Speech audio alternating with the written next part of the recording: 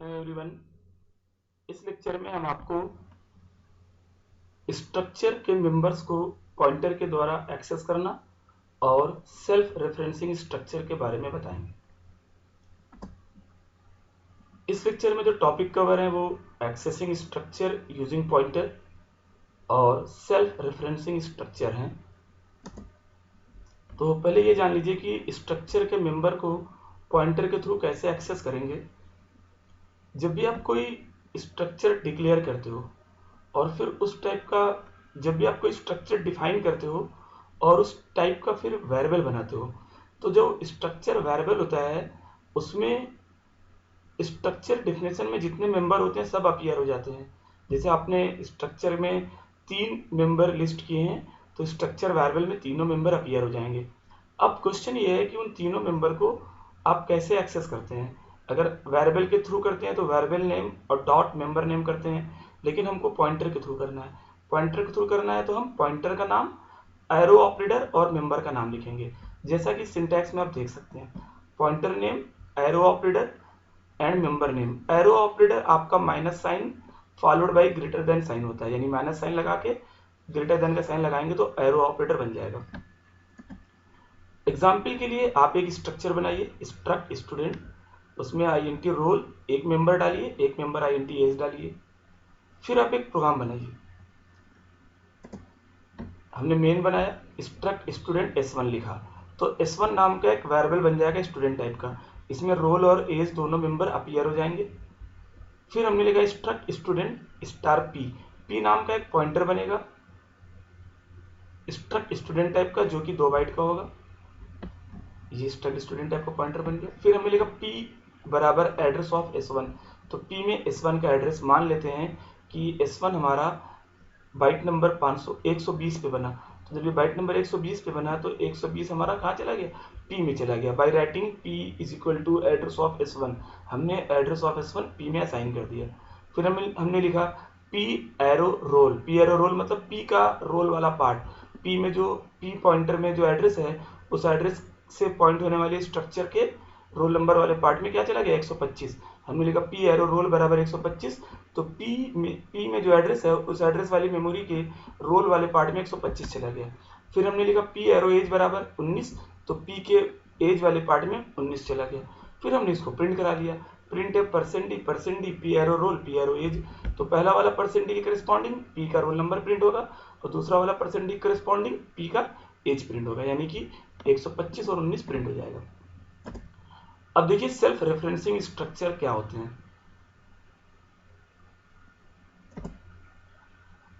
आप स्ट्रक्चर में as a member pointer भी डिक्लेयर कर सकते हैं, यानी कि स्ट्रक्चर की एक फील्ड के तौर पे आप पॉइंटर भी बना सकते हैं। जैसे कि हमने इस एग्जांपल में लिया है struct record INT roll, struct record star link. यहाँ पर रोल इंटीजर टाइप का एक वेरिएबल है और लिंक पॉइंटर एक पॉइंटर है स्ट्रक्ट रिकॉर्ड टाइप का, यानी कि रोल में तो हम एक इंटीजर रख सकते हैं और लिंक में हम एक एड्रेस रख सकते हैं, किस टाइप का, स्ट्रक्ट रिकॉर्ड टाइप का। स्ट्रक्ट रिकॉर्ड क्या है, जिस टाइप का हमारा स्ट्रक्चर है वो डेटा उसी वही डेटा टाइप है। Here the link field is a pointer of record type which can store address of any memory block of record type. Actually जब हम स्ट्रक्ट रिकॉर्ड टाइप का वेरिएबल बनाएंगे तो उसमें 2 मेंबर अपीयर होंगे, लेकिन जब पॉइंटर बनाएंगे तो सिर्फ एक एड्रेस होल्डर बनेगा। तो हमने यहाँ लिखा स्ट्रक्ट, देखिए declaring pointer P of struct record type, हमने लिखा स्ट्रक्ट रिकॉर्ड स्टार P, तो P नाम का एक पॉइंटर बना स्ट्रक्ट रिकॉर्ड टाइप का। फिर हमने मैलॉक के थ्रू मेमोरी एलोकेट करना चाहा, हमने लिखा P is equal to struct record star malloc size of struct record, तो यहाँ पे मैलॉक क्या करेगा, स्ट्रक्ट रिकॉर्ड की साइज की मेमोरी बनाएगा और उस मेमोरी के पहले बाइट के एड्रेस को स्ट्रक्ट रिकॉर्ड के पॉइंटर में कन्वर्ट करके P में स्टोर करा देगा। यानी above line will allocate a memory block of type struct record and return its address to pointer P, pointer P में उसका एड्रेस स्टोर हो जाएगा।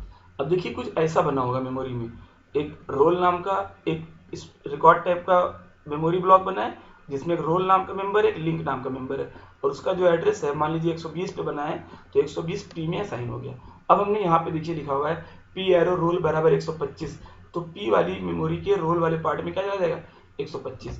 पी एरो लिंक बराबर नल, तो पी में जो एड्रेस है उस एड्रेस का जो लिंक वाला पार्ट है उसमें नल चला जाएगा। इसका मेमोरी रिप्रेजेंटेशन आप ये डायग्राम में देख सकते हैं। तो पी के रोल में 125 असाइन हो गया, पी के लिंक में नल असाइन हो गया। अब देखिए हमने एक दूसरा पॉइंटर बनाया P1, स्टक रिकॉर्ड P1। देखिए यहाँ पे स्टक रिकॉर्ड P1 और हमने लिखा P1 is equal to struct record star malloc size of struct record. तो मैलॉक क्या करेगा, स्टक रिकॉर्ड की साइज की एक जगह बनाएगा और उसके पहले बाइट के एड्रेस को P1 में डाल देगा। मान लीजिए कि ये स्टक रिकॉर्ड नया वेरिएबल बनाया, वो कहाँ बना, मेमोरी लोकेशन 140 पे।